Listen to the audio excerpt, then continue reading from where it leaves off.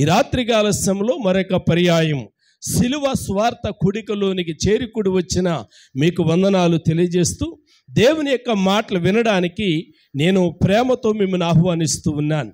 ఇప్పటికే మనము చాలా రోజులుగా దేవుని యొక్క వాక్యాన్ని మనం నేర్చుకుంటూ ఉన్నాం. ఎంత నేర్చుకున్నా కానీ నేర్చుకునేది మనకు చాలా ఉంటూ ఉంటుంది. కాబట్టి మనందరము కూడా నేర్చుకునే వారమై ఉంటూ ఉన్నాం. జార్జ్ ముల్లర్ ఒక అద్భుతమైన భక్తుడు, ప్రార్థనాపరుడు. చనిపోయే సమయానికి ఆయన దగ్గరికి ఒక ఆయన వచ్చి ఇలాగ అడుగుతూ ఉన్నాడు, అయ్యా మీరు ఎన్నిసార్లు బైబిల్ చదివారు, మీరు ఎంత నేర్చుకున్నారు అని అడిగారు. ఆయన చెప్తా ఉన్నాడు, ఇప్పటికి నేను 200 సార్లు బైబిల్ చదివాను. దేవునికి స్తోత్రం కలిగిన గాక. మరి మీరు ఎంత నేర్చుకున్నారు అని అడిగారు. అడిగితే ఆయన చెప్తా ఉన్నాడు, 200 సార్లు బైబిల్ చదివాను కాబట్టి ఇప్పుడు నాకు తెలిసిన జ్ఞానం ఎంత అంటే, ఒక పిల్లోడిని మీరు బడిలో చేర్పిస్తే ఆ పిల్లోడు నేర్చుకున్నప్పుడు ఎంత సంతోషపడతాడో నేను అదే స్థాయిలో ఉన్నాను అని అన్నాడు. అంటే బైబిల్ జ్ఞానం ఎంత అనంటే ఇప్పుడు నేను వరకు నేర్చేసుకున్నాను అని అన్నాడు. దేవునికి స్తోత్రం. అంటే మనందరము కూడా నేర్చుకునే వారమయ్యున్నాం. ప్రతి రాత్రి కూడా మనం ఎందుకు వస్తున్నామంటే కొన్ని విషయాలు నేర్చుకోవడానికి. నాకు మీకు మనందరము కలిసి, మీకు తెలిసిన జ్ఞానం నాకు తెలిసిన జ్ఞానం మీతో మనందరము కలిసి పంచుకునేది దేవుని యొక్క సన్నిధి. దేవునికి స్తోత్రం కలిగిన గాక. కాబట్టి ప్రతి దినము కూడా మనం వస్తూ ఉన్నాము. మీరు మీటింగులకు వచ్చేటప్పుడు మీరు కూడా సిద్ధపాటు కలిగి రావాలి, ప్రార్థనాపూర్వకంగా రావాలి, వాక్యాన్ని చదువుకుని రావాలి, ప్రార్థన చేసుకుని రావాలి.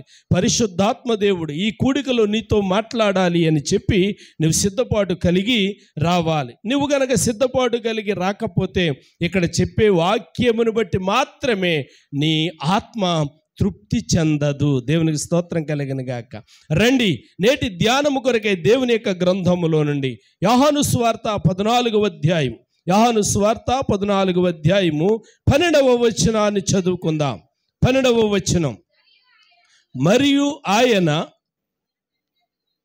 నేను తండ్రి యొద్దకు వెళ్ళుచున్నాను గనుక నేను చేయు క్రియలు నాయందు విశ్వాసముంచువాడును చేయును, వాటికంటే మరి గొప్పవియు అతడు చేయునని మీతో నిశ్చయముగా చెప్పుచున్నాను. చదవబడినటువంటి పరిశుద్ధ వాక్యాన్ని కృపగలిగిన దేవుడు మన కొరకు దీవించి ఆశీర్వదించునుగాక. ఆమేన్. ఈరోజు ప్రియులారా మన అంశం ఏమిటి అని గనక ఆలోచన చేస్తే చెప్తారా? ఆదరణకర్త. ఆదరణకర్త. ఆదరణకర్త అనగా ఆదరించువాడు. ఏటమ్మా? ఆదరించువాడు, ఓదార్చువాడు, సుఖపెట్టువాడు, లేక ఓరడించువాడు. ఇంకా చెప్తారా? హాయినిచ్చువాడు. ఇంకా చెప్తారా? సహాయము చేయువాడు. దేవునికి స్తోత్రం. చాలా పర్యాయ పదాలు ఆదరణకర్తలో మనం చదువుతూ ఉన్నాం. అయితే ఈ రాత్రికాల సమయంలో తండ్రి అయినటువంటి దేవుని చేత పంపబడినటువంటి కుమారుడు భూమి మీదకి వచ్చిన తర్వాత 33.5 సంవత్సరములు ఆయన లోకములో జీవించి, అంటే 30 సంవత్సరాలు కుటుంబంతో ఆయన ఉన్నాడు. 3.5 సంవత్సరాలు పరిచర్యలో ఉన్నాడు. 3.5 సంవత్సరాల పరిచర్యలో ఆయన చేయవలసినటువంటి పరిచర్య, అంటే తండ్రి అప్పగించినటువంటి పరిచర్య అప్పటికి సమాప్తమైనదని ఎరిగి తండ్రి దగ్గరికి వెళ్ళవలసిన గడియలు వస్తూ ఉన్నప్పుడు శిష్యులైనటువంటి వారికి ఈ విషయాలు చెప్తా ఉన్నాడు. ఎప్పుడైతే చెప్తూ ఉన్నాడో 14వ అధ్యాయము ప్రారంభంలో శిష్యులు కలవరానికి లోనవుతారు. ఎప్పుడైతే శిష్యులు కలవరానికి లోనవుతారో, ఎందుకు కలవరానికి లోనవుతున్నారో వారి యొక్క కలవరాలను తొలగించడానికి క్రీస్తు ప్రభువారు వారికి కొంచెం ఆయన ఎందుకు వెళుతూ ఉన్నాడో, ఎక్కడికి వెళుతూ ఉన్నాడో, వెళ్ళి ఏం చేస్తాడో అనే విషయాలు 14వ అధ్యాయంలో మొదటి నుండి 11వ వచనం వరకు కూడా విషయాలు మాట్లాడాడు. ఇప్పుడు 12వ వచనానికి వచ్చేసరికి ఆయన చెప్తా ఉన్నాడు, నేను తండ్రి దగ్గరికి వెళ్ళుచున్నాను. ఈ మాట చెప్పినప్పటికీ ముందు అయితే కలవరపడ్డారు, కానీ ఇప్పుడు కలవరపడలేదు. ఎందుకని కలవరపడటం లేదు అని అంటే, ఆయన ఎందుకు వెళుతున్నాడో జ్ఞాపకం చేశాడు. దేవునికి స్తోత్రం. ఆయన వెళ్ళి ఏమి చేస్తాడో జ్ఞాపకం చేశాడు. ఆయన వెళ్ళి ప్రియులారా ఎవరిని పంపుతాడో ఆయన జ్ఞాపకం చేశాడు. కాబట్టి ఇప్పుడు శిష్యులు కలవరానికి లోను కావట్లేదు. కాబట్టి ఇప్పుడు క్రీస్తు ప్రభు వారు వారికి చాలా వివరముగా జ్ఞాపకం చేస్తూ ఉన్నాడు. ఇదిగో తండ్రి అయినటువంటి దేవుడు నన్ను మీకోసం పంపించాడు. నన్ను మీకోసం పంపించినప్పుడు తండ్రి యొక్క చిత్తాన్ని నేను జరిగించాను.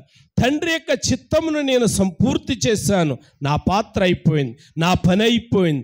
తండ్రి నాకు అప్పగించిన ప్రతి పనిని కూడా నేను సమాప్తం చేశాను. కాబట్టి ఇప్పుడు నేను తండ్రి దగ్గరికి వెళ్తున్నాను.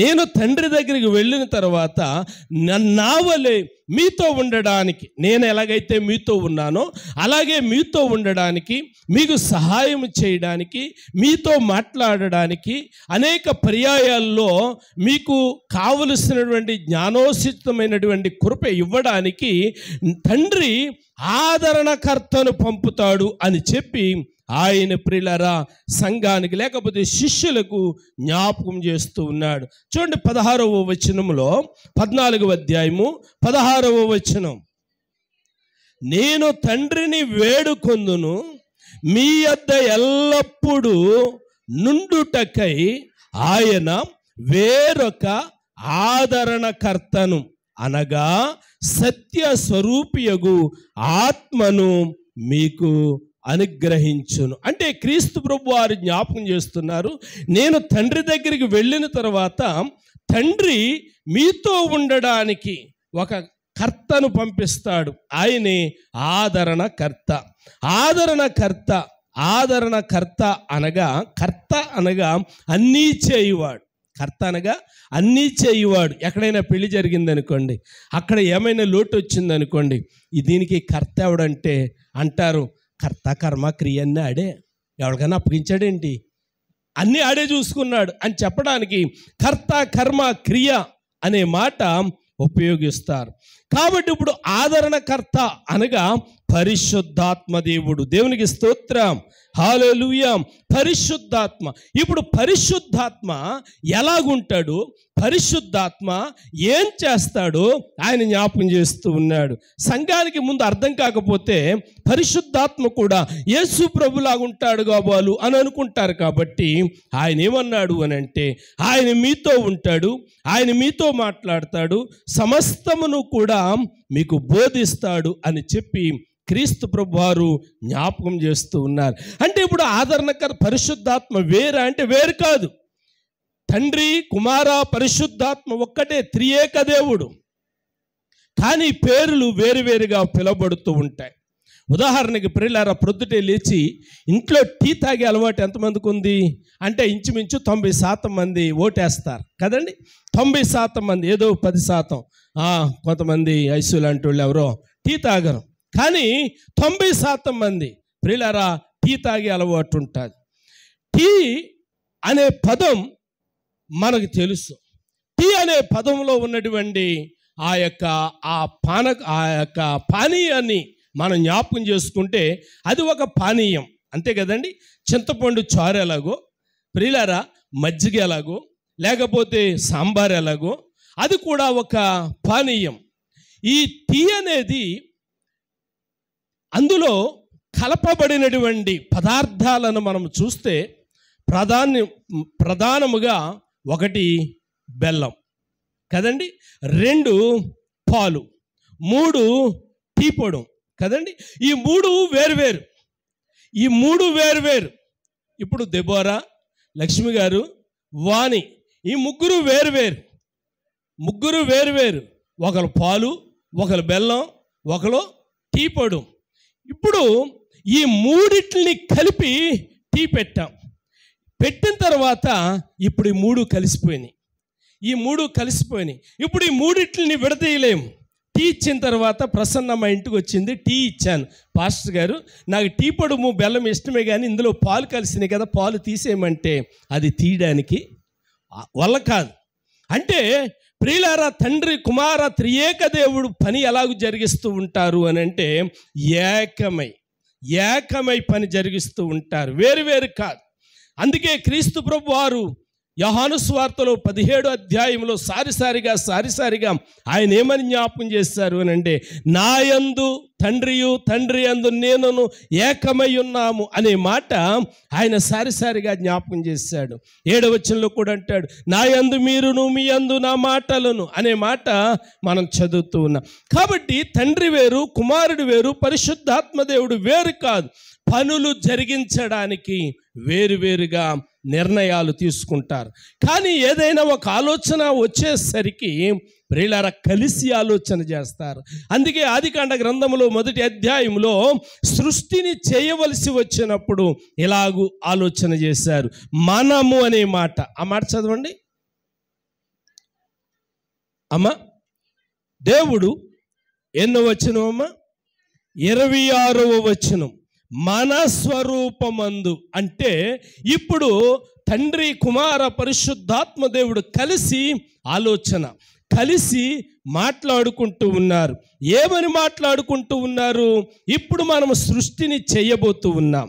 ఈ సృష్టి ఎలాగుంటుంది అని అంటే మన స్వరూపమందు ఉంటుంది అన్న సంగతిని అక్కడ త్రియేక దేవుడు జ్ఞాపకం చేస్తూ ఉన్నాడు. కాబట్టి త్రిత్వము అనే మాట తండ్రి వేరు కాదు, కుమారుడు వేరు కాదు, పరిశుద్ధాత్మ దేవుడు వేరు కాదు. ఒక కుటుంబం ఉంది ప్రియులారా, ఒక కుటుంబం ఉంది. నా కుటుంబం ఉంది. నేను ఒక్కడిని కలిపితే నన్ను కుటుంబం అనరు. నన్ను ఒక్కడిగా చెప్పాలంటే సన్నాసి అంటారు. పిలికానుండి సన్నాసి కదా అంటారు, సన్నాసి అంటారు. అదే పెళ్ళైనోడిని ఏమంటారో తెలుసా? కుటుంబము అంటారు. గమనించండి ప్రియులారా, పెళ్ళైనటువంటి వాడిని కుటుంబం. ఎందుకని కుటుంబం అన్నారు?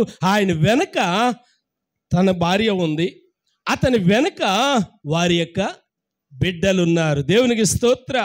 అదే పెళ్ళి కాకపోతే ఆడి సన్నాసోడరా అంటారు. జాగ్రత్తగా దేవుని యొక్క మాటలు గమనించగలిగితే ప్రియా దేవుని బిడ్డలారా, తండ్రి కుమార త్రియేక దేవుని పాత్ర కూడా ఎలాగుంటుంది అని గనక ఆలోచన చేస్తే కుమారుడు వేరు కాదు, తండ్రి వేరు కాదు. కానీ పనులు చేయవలసి వచ్చినప్పుడు వేరుగా ఉంటూ ఉంటాయి. మోషే అన్నాడు, నాయనా నేను నిన్ను చూడాలి అన్నాడు. మోషేతో దేవుడు అంటున్నాడు, నా మహిమను చూస్తే నీవు బ్రతకవు, నా మహిమను చూస్తే నువ్వు బ్రతకవు. కాబట్టి ఇదిగో నన్ను చూడాలి అని నువ్వు ఆశపడుతున్నా కాబట్టి నేను ఇలా దాటిపోతాను, చెయ్యి అడ్డు పెట్టుకొని నా నీడను మాత్రం చూస్తావు, లేకపోతే నా వెనక భాగమును మాత్రం చూస్తావు అని చెప్పి మోషేకు దేవుడు ఆజ్ఞ ఇచ్చాడు. ఎందుచేత అని గనక ఆలోచన పాత నిబంధనలో కూడా మనం చదువుతూ ఉన్నాము. తండ్రి అయినటువంటి దేవుడిని చూచినప్పుడు ఇంక మేము బ్రతకమేమో అనుకున్నారు. కానీ కృప కలిగిన దేవుడు కనికరించాడు. అంటే ఆయన కోటి సూర్యుల కాంతి కన్నా తేజస్సు కలిగిన, మహిమ కలిగిన, ప్రభావము కలిగినటువంటి వాడు. కాబట్టి ఆయనను చూచి ఎవరు బ్రతకలేను. కాబట్టి ఇప్పుడు దేవుడు తండ్రిగా భూమి మీదకి వస్తే భూమి మీద ఎవడు కూడా నిలవలేడు. కాబట్టి తండ్రి అయినటువంటి దేవుడు కుమారుడైన క్రీస్తును ప్రియులారా భూమి మీదకి పంపించినట్లుగా మనం చూస్తూ ఉన్నాం. అంటే తండ్రి పాత్ర ఒకటైతే కుమారుని పాత్ర ఎంతవరకు అనండి, శిలువ త్యాగము వరకు కుమారుని పాత్ర మనం చూస్తూ ఉన్నాం. ఇప్పుడు కుమారుడు పాత్ర ముగిసింది, ఇప్పుడు పరిశుద్ధాత్మ పాత్ర.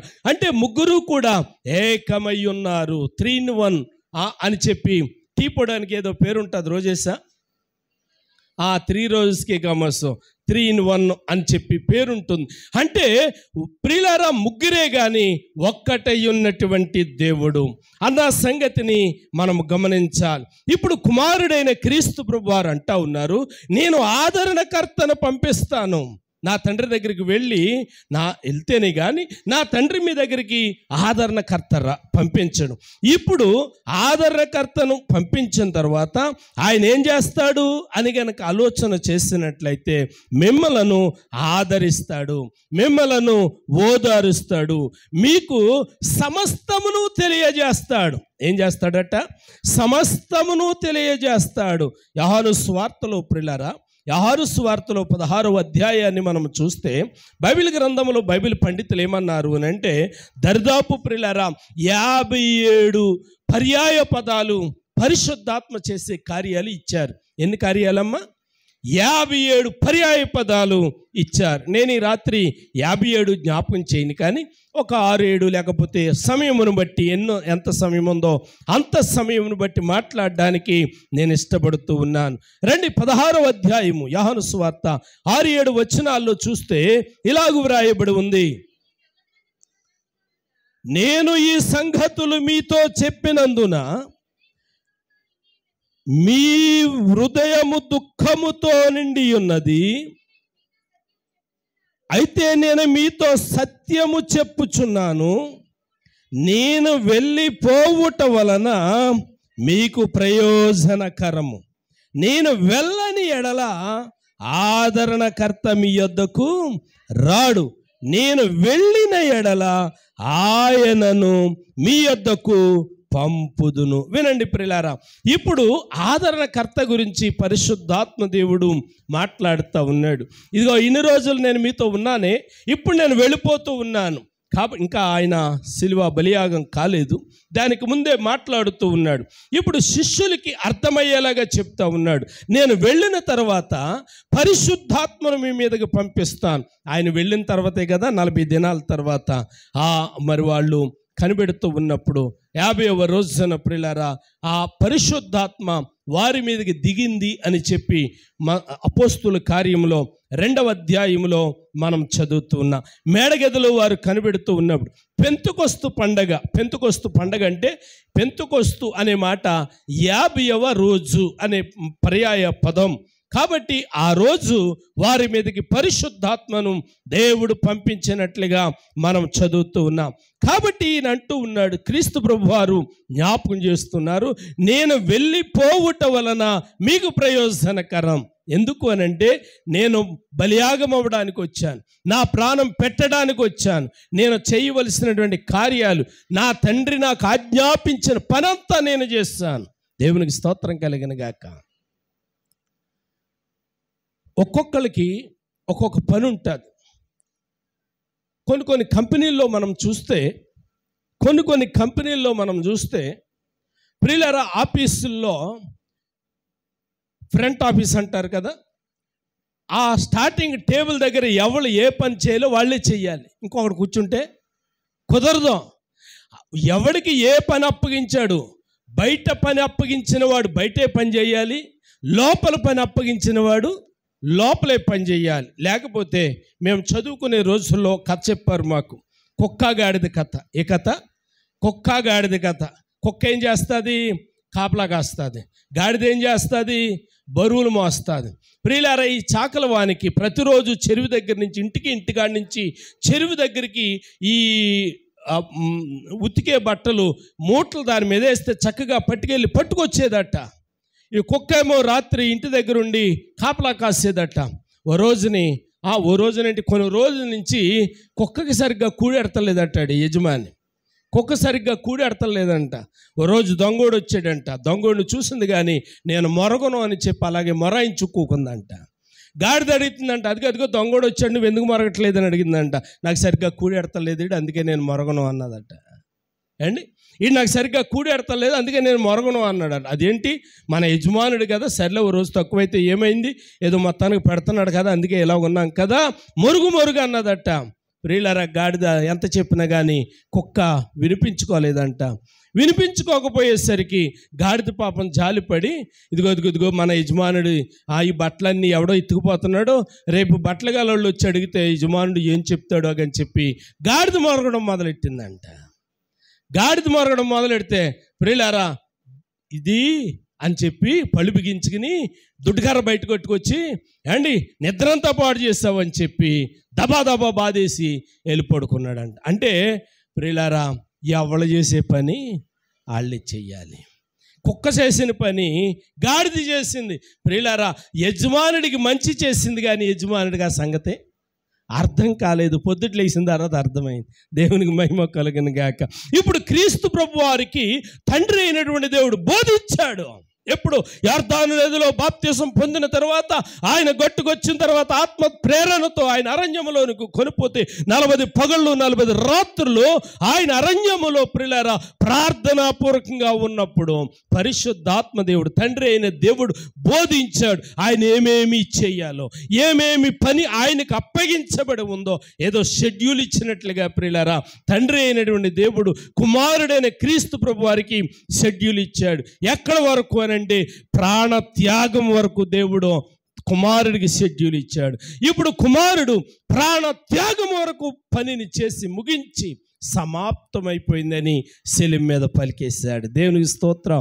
అంటే తండ్రి నీవు నాకు పని ఇచ్చావు, నువ్వు నాకు అప్పగించిన పని అంతా నేను చేశాను, నువ్వు ఏదైతే చెప్పావో చెప్పిన దానిని నేను చేశాను, ఇదిగో నేను నీ దగ్గరికి వస్తున్నాను అని చెప్పి ఆయన ప్రియులారా తన పనిని ముగించేశాడు.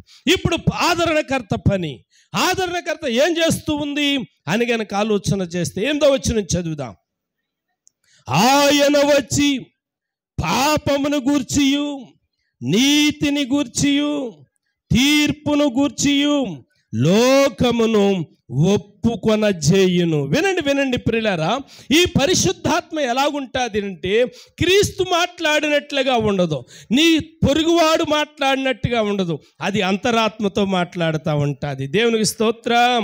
ఈ పరిశుద్ధాత్మ అంతరాత్మతో మాట్లాడుతూ ఉంటుంది. కయీను హేబేలును చంపుతూ ఉన్నప్పుడు కయీన్తో పరిశుద్ధాత్మ, ఇదిగో కయీను ఆడు నీ తమ్ముడి కదా, నీ తమ్ముడు ప్రాణాన్ని నువ్వు తీయకూడదు కదా అని చెప్పి అంతరాత్మ ఎంత గద్దించుంటుందో కదా. మనము కూడా అనేక పర్యాయాలు కాని పని చేస్తూ ఉన్నప్పుడు, మన సోదరుల మీద నింద మోపుతూ ఉన్నప్పుడు, మన ప్రక్కోళ్ళ మీద నిందలు మోపుతూ ఉన్నప్పుడు, లేకపోతే సమాజం మీద అబద్ధం ఆడుతూ ఉన్నప్పుడు పరిశుద్ధాత్మ మనతో మాట్లాడుతూ ఉంటుంది. ఒక ప్రక్క మాట్లాడుతూ ఉంటుంది. మాట్లాడుతూ ఉన్నప్పుడు కొన్నిసార్లు ఏం చేస్తామంటే ఇది దేవుని చిత్తం కాదు, దేవుడు నన్ను గద్దిస్తున్నాడని మౌనమైపోతూ ఉంటాం. కానీ కొన్నిసార్లు ప్రియులారా తిరుగుబాటు చేస్తూ ఉంటాం. కానీ ఇక్కడ పరిశుద్ధాత్మ దేవుడు చేసే పనులు ఎలాగుంటాయంటే మౌనంగా ఉంటాయి. ఆయన బలవంతం చేయడనమాట. ప్రకటన గ్రంథంలో 20వ అధ్యాయంలో 3వ వచనంలోన మనం చదువుతున్నాం, ఇదిగో తలుపు వద్ద నిలుచుండి తట్టుచున్నాను. అంటే ఆయన బలవంతం చేసే దేవుడు కాదు, ఆయన లోపలికి రాగలడు కానీ రాడు. బలవంతముగా నీలో చొచ్చికి రాగలడు కానీ రాడు. ఆయన బయటే ఉంటాడు, నిన్ను అడుగుతాడు, నీ పర్మిషన్ తీసుకుంటాడు. బలవంతంగా నీ మీద ఏది రుద్దాలనుకోడు, బలవంతంగా నీ మీద ఏది చెయ్యాలి అని అనుకోడు. ఆయన రిక్వెస్ట్. ఆయన అంటున్నాడు కదా, ఇదిగో నేను బయట నిలుచుండి తడుతూ ఉన్నాను, నీకు ఇష్టమైతే ఎవడైనాను నా స్వరము విని తలుపు తీసిన ఎడల నేను అతని యొద్దకు వచ్చి. వినండి ప్రియులారా, నీ ఇష్టపూర్వకంగా నువ్వు సమ్మతించే ఆయన నీలోనికి వస్తాడు. నీలోనికి వస్తే ఆయన ఏం చేస్తాడు అని అంటే నీతో మాట్లాడడం ప్రారంభిస్తాడు. ఏమని మాట్లాడిస్తాడు అని అంటే ఇదిగో ప్రియులారా మరియా మార్తలు, మన సంఘంలో ఎవరు లేరు కాబట్టి 2 పేర్లు పెడతాం. మరియా మార్తలు ప్రియులారా, ఇప్పుడు అక్క చెల్లెళ్ళు లేకపోతే తోడుకోళ్ళు అనుకోండి ప్రియులారా, ఇద్దరు కూడా వైరం పెట్టుకున్నారనుకో, ఇద్దరితో కూడా దేవుడు మాట్లాడుతూ ఉంటాడు. ఇదిగో నువ్వు అలాగ అనకుండా ఉండాల్సింది, ఆ మాట నువ్వు అనకుండా ఉండాల్సింది, నువ్వు ఆ పని చేయకుండా ఉండాల్సింది అని చెప్పి ఇద్దరితో కూడా మాట్లాడుతూ ఉంటుంది. భార్యాభర్తలు ప్రియులార మాట అనుకున్నప్పుడు ఆ తర్వాత అనిపిస్తుంది, ఇదిగో నువ్వు నీ భర్త కదా ఎంతైనా నువ్వు ఆ మాట అనకుండా ఉండాల్సింది అండి. అప్పుడప్పుడు ప్రియులారా వాళ్ళిద్దరు కూకున్న తర్వాత మరలా అప్పుడు ఒప్పుకుంటూ ఉంటారు, నిజమే కదండి నేను ఆ మాట అనకుండా ఉండాల్సింది. అంటే ఎందుకు అన్నాము ఆ మాట? పరిశుద్ధాత్మ మనల్ని ఒప్పించాడు. నీ యజమానుడు కదా, నీ తోడుకోడలు కదా, నీ తమ్ముడు కదా, నీ అన్న కదా, నీ సోదరుడు కదా, నువ్వు అనకుండా ఉండాల్సింది, అలా చెయ్యకుండా ఉండాల్సింది అని మనతో మాట్లాడుతూ ఉంటాడు, మనతో ఒప్పిస్తూ ఉంటాడు. దేవునికి స్తోత్రం, హల్లెలూయా. కాబట్టి యోహాను సువార్త 16వ అధ్యాయం 6, 7, 8 వచనాలు చదువుతూ ఉన్నప్పుడు ప్రియులారా మనం ఏమని చదువుతుందండి? మొదటి మాటగా రాయండి ప్రియులారా, ఇది ఒప్పించేది. ఏం చేస్తుందంట? ఒప్పించేది. నిన్ను ఒప్పిస్తుంది. ఇదిగో నువ్వు చేసింది తప్పు, ఇది నువ్వు చేసింది పొరపాటు అని నీతో ఒప్పించి నీకు సత్యములోనికి నడిపించడానికి ప్రయత్నం చేస్తూ ఉంటుంది. దేవునికి స్తోత్రం కలిగిన గాక. రెండో మాట 15వ అధ్యాయము యోహాను సువార్తలోనే 26వ వచనం చదివితే 15:26 తండ్రి యొద్ద నుండి మీ యొద్దకు నేను పంపబోవు ఆదరణకర్త అనగా తండ్రి యొద్ద నుండి బయలుదేరు సత్య స్వరూపి అయిన ఆత్మ వచ్చినప్పుడు ఆయన నన్ను గూర్చి సాక్ష్యమిచ్చును. అబ్బా, ఇప్పుడు యేసు ప్రభు వారు జ్ఞాపకం చేస్తూ ఉన్నారు పరిశుద్ధాత్మ చేసే కార్యాలు. ఇదిగో నేను సిలువ మీద బలియాగమైన దగ్గర నుండి, నేను భూమి మీద వచ్చిన ప్రాంతము నుండి, మధ్యలో ఈ జరిగిన ఈ 33.5 సంవత్సరాల చరిత్ర మీతో మాట్లాడి నేను తండ్రి దగ్గర నుండి వచ్చాను అని చెప్పి మీకు సాక్ష్యమిస్తూ ఉంది నన్ను గురించి. దేవునికి స్తోత్రం కలిగిన గాక. రెండో మాట ఏంటో చెప్పండి? సాక్ష్యం ఇచ్చేది. అంటే సాక్ష్యం ఎవరిస్తారు? సాక్ష్యం ఇచ్చేదా మన యేసు స్వామి దేవుడనుచు సాక్ష్యం ఇచ్చేదా. సాక్ష్యమనగా వినినగనిన సంగతులను తెలుపుటయే. అంటే ఏంటమ్మ సాక్ష్యం అంటే? వినినగనిన సంగతులు అంటే ప్రియులారా విన్న సంగతులు, కళ్ళారా చూచిన సంగతులు. ఇప్పుడు ప్రియులారా పరిశుద్ధాత్మ చూచింది కాబట్టి ప్రియులారా సాక్ష్యం ఇస్తా ఉంది. ఆయన ఎందుకు వచ్చాడో, ఆయన ఎవరు. ప్రియులారా 14వ అధ్యాయం యోహాను సువార్తలోనే 26వ వచనాన్ని చూస్తే ఆదరణకర్త అనగా తండ్రి నా నామమున పంపబోవు పరిశుద్ధాత్మ సమస్తమును మీకు బోధించి. ప్రియులారా మూడో విషయం ఏంటంటే మీకు బోధిస్తుంది ఏది సత్యము ఏది అసత్యము. అప్పుడప్పుడు కొన్ని ప్రియులారా అసత్యమైనటువంటి మాటలు కూడా మన జ్ఞానానికి సత్యములాగా అనిపిస్తూ ఉంటాయి. అటువంటి పరిస్థితుల్లో పరిశుద్ధాత్మ ఏం చేస్తుంది అని అంటే క్రీస్తు ప్రభు వారు జ్ఞాపకం చేస్తున్నారు, బోధిస్తుంది. మొదటి మాట ఏంటో చెప్పండి?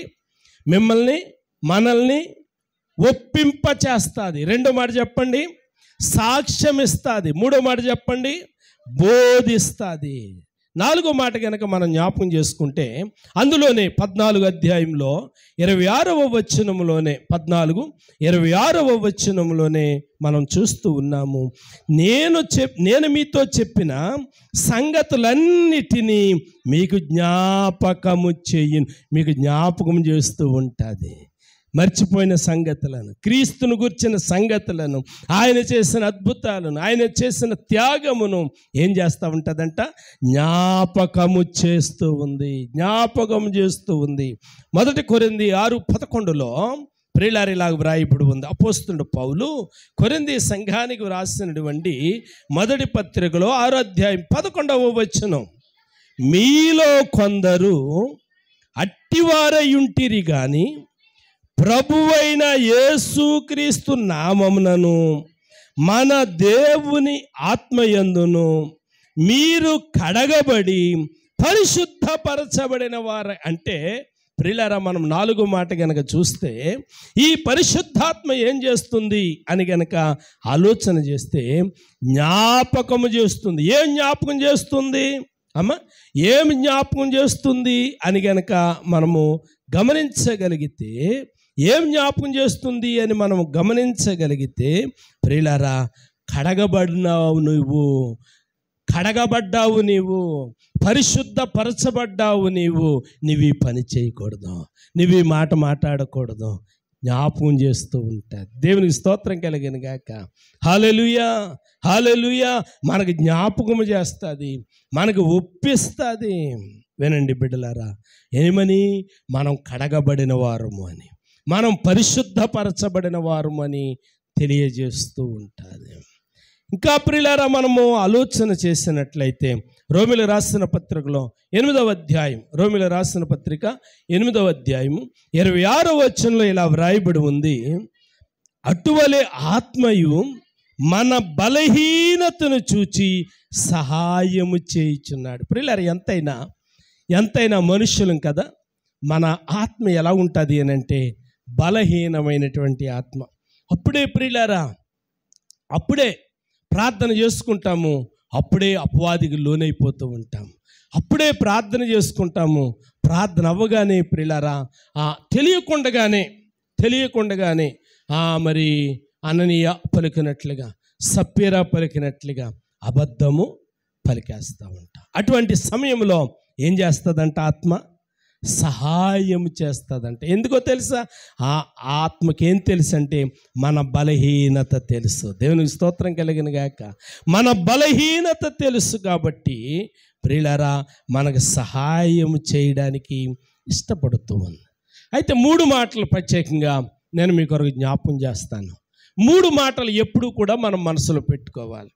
పరిశుద్ధాత్మ కార్యాలు మనలో జరగాలి అని అంటే, దేవుని యొక్క కనికరము మన మీద ఉండాలి అని అంటే, దేవుని యొక్క కృప మన మీద ఉండాలి అని అంటే ప్రియులారా మనం 3 విషయాలు ఖచ్చితంగా మనసులో నుండి వెళ్ళకోకుండా అంటిపట్టుకోవాలి. ఏంటి ఆ విషయాలు అని అంటే, 1 ఎఫెసీయులు రాసినటువంటి పత్రిక, పౌలు భక్తుడు ఎఫెసీ సంఘానికి రాసినటువంటి పత్రిక 4వ అధ్యాయము 30వ వచనములో ఇలా వ్రాయబడి ఉంది, పరిశుద్ధాత్మను దుఃఖపరచకుడి. చాలు ప్రియులారా, ఆయన పిల్లలమైనటువంటి మనము పరిశుద్ధాత్మను దుఃఖపరచకూడదు. పరిశుద్ధాత్మను దుఃఖపరచకూడదు అని అంటే ఎప్పుడు కూడా పరిశుద్ధాత్మునికి మన హృదయం అనే ఈ అంతరంగంలో స్థలం ఇస్తూ ఉండాలి, అవకాశం ఇస్తూ ఉండాలి. పరిశుద్ధాత్మ దేవుడు చెప్పింది ఒప్పుకుంటూ ఉండాలి. దేవునికి మహిమ కలుగునుగాక. ఆత్మకు వ్యతిరేకంగా మనం మాట్లాడకూడదు. క్రీస్తు ప్రభువారు ఒక అద్భుతమైన మాట అన్నారు. చెప్పండి. క్రీస్తుకు వ్యతిరేకంగా మాట్లాడిన వానికి క్షమాపణ ఉంది, కానీ పరిశుద్ధాత్మకు వ్యతిరేకంగా విరోధంగా మాట్లాడు వానికి ఈ యుగమందైనను రాబోవు యుగమందైనను ప్రియులారా వినండి ప్రియులారా, క్షమాపణ లేదు. కాబట్టి ప్రియమైనటువంటి దేవుని బిడ్డలారా, దేవుని యొక్క లేఖనము సెలవిస్తుంది, ఆయన పిల్లలముగా మనం నేర్చుకోవాల్సిన మొదటి మాట ఏంటో తెలుసా? పరిశుద్ధాత్మను దుఃఖపరచకూడదు. ఆహ్వానించాలి. ఎప్పుడు కూడా పరిశుద్ధాత్మ దేవుడు మనతో మాట్లాడుతుంటే మాట్లాడనివ్వాలి. పరిశుద్ధాత్మ దేవుడు మనల్ని తాకుతుంటే తాకనివ్వాలి. పరిశుద్ధాత్మ కార్యాలు జరుగుతూ ఉన్నప్పుడు కార్యాలు జరగనివ్వాలి. దేవునికి స్తోత్ర, హల్లెలూయా. ఇది మొదటి మాట. రెండో మాట, అపోస్తుల కార్యములు 7వ అధ్యాయం, 7వ అధ్యాయము 51వ వచనం, ముస్కరులారా, దేవుని వాక్యమునకు లోబరచ నల్లని వారలారా, మీ పితరుల వలె మీరును ఎల్లప్పుడూ పరిశుద్ధాత్మను ఎదిరించుచున్నారు. వినండి ప్రియులారా, దేవునికి ఆయాసం కలిగించినటువంటి మాట ఏంటంటే ప్రియులారా, పరిశుద్ధాత్మని ఎదురిస్తూ ఉన్నారట. దేవుని మాటకి మనం ఎదిరించకూడదు. ఇక్కడ మన పితరులను ఆయన జ్ఞాపకం చేస్తూ ఉన్నాడు. ఏం చేశారంట? మీ పితరుల వలె మీరును. అంటే మన పితరులు ఏం చేశారంట? ఎదురాడారంట. మన పితరులు ఏం చేశారు? ఎదిరించారట. కాబట్టి 1 దుఃఖపరచకూడదు, 2 ఎదిరించకూడదు. 3వది 5వ అధ్యాయం అపోస్తుల కార్యములోనే 3వ వచనాన్ని మనం చదువుకుని ముగించుకుందాం. అప్పుడు పేతురు, అననీయ, నీ భూమి వెలలో కొంత దాచుకొని పరిశుద్ధాత్మను మోసపుచ్చుటకు చాలు. 3వ విషయం ఏంటంటే పరిశుద్ధాత్మను మోసపుచ్చకూడదు. ఇప్పుడు అననీయ సప్పీరాలు పరిశుద్ధాత్మను మోసపుచ్చారు. వారేమైనా బాగుపడ్డారా అని కనుక చరిత్రలో చూస్తే పరిశుద్ధాత్మను మోసపరిచిన హేతువు చేత వారి మీదకే శాపం తిరిగి వచ్చింది. నేను ముగిస్తూ ఉన్నాను. మరోసారి 3 మాటలు జ్ఞాపకం చేస్తున్నాను. ఆయన రక్తములో కడగబడినటువంటి మనం, మొదటి మాట చెప్పండి, పరిశుద్ధులు పరిశుద్ధాత్మను దుఃఖపరచకూడదు. పరిశుద్ధులు పరిశుద్ధాత్మను ఎదురించకూడదు. పరిశుద్ధులు పరిశుద్ధాత్మను మోసము చేయకూడదు. ప్రార్థన. పరిశుద్ధుడైన మా తండ్రి, గనుడవైన మా ప్రభువా, మహోన్నతుడా, నీ శ్రేష్టమైన ఘనమైన మిక్కిలి ఉన్నతమైన నామమునకు స్తోత్రాలు చెల్లిస్తున్నాం. మరి ఈరోజు ఆదరణకర్త ఎందుకు వస్తుందో, ఏం చేస్తుందో, ఎలా మాట్లాడుతుందో, ఎలా ఒప్పిస్తూ ఉందో అనేకమైనటువంటి విషయాలు మీరు మాకు జ్ఞాపకం చేశారు. మా జీవితంలో నైనా పరిశుద్ధాత్మను ఎప్పటికీ కూడా నైనా దుఃఖపరచకుండా, పరిశుద్ధాత్మను ఎదురించకుండా, పరిశుద్ధాత్మను మోసము చేయకుండా, తండ్రివైన దేవుడు, కుమారుడివైన నీవు, పరిశుద్ధాత్మమైన నీవు త్రిత్వమై ఉన్నావు అని చెప్పి నాయనా నిన్ను దూషించువానికి ఈ యుగమందైనా రాబో యుగమందైనా క్షమాపణ ఉందేమో కానీ పరిశుద్ధాత్మను దూషించువానికి ఈ యుగములోను రాబో యుగములోను క్షమాపణ లేదు అని మీరు జ్ఞాపకం చేశారు. మా అపరాధాలను మేము తెలుసుకోవడానికి, మా తప్పిదాలను మేము తెలుసుకోవడానికి ప్రభువా నీ పాదాల దగ్గర కూర్చొని నేర్చుకునే జ్ఞానము తప్ప వేరే జ్ఞానం నశించునుగా అని చెప్పి ప్రార్థన చేస్తూ పరిశుద్ధాత్మ దేవుని సన్నిధికి, పరిశుద్ధాత్మనికి సంఘాన్ని అప్పగిస్తూ యేసు నామమున స్తుతించి ప్రార్థించి అడుగుచున్నాను తండ్రి, ఆమేన్. తండ్రి యొక్కయు, కుమారుని యొక్కయు, పరిశుద్ధాత్మ యొక్కయు త్రియేక దేవుని సన్నిధి ఆయన పిల్లలమైన మనతో నిత్యము ఉండునుగాక. ఆమేన్, ఆమేన్. అందరికీ వందనాలు.